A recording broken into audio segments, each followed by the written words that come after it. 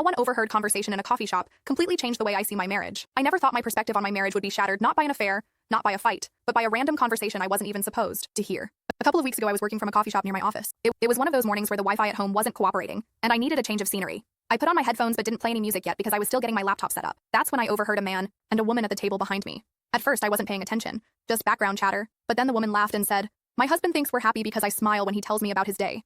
He has no idea that I only smile so he won't feel like a failure." That sentence hit me like a truck, not because it was about me, I didn't know her husband, but because it sounded so eerily similar to my own marriage.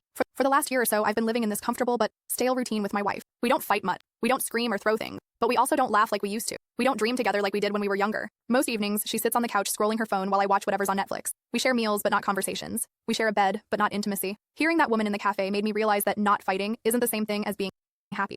And it scared me to think that maybe my wife has been putting on the same smile that woman described, keeping the peace, keeping up appearances while quietly dying inside. The rest of their conversation made it worse. The man asked her if she'd ever tell her husband the truth. She said, "No, it would just break him. He thinks providing a house and paying bills is enough. I can't ask him for more when he's already tired all the time." And again, it felt like she was describing, "I've always thought working hard, keeping the lights on, and being reliable was what made me a good husband. I didn't realize that my wife might be starving for affection, laughter, spontaneity, things I stopped giving because I thought security was the same as love." That one overheard conversation has been stuck in my head for weeks. It made me start watching my wife more closely. I notice how quickly her smile fades when I turn away, how often she sighs when she thinks I can't hear, how rarely she brings up her own dreams anymore, and it terrifies me. Because now I see that silence isn't comfort, it might be resignation.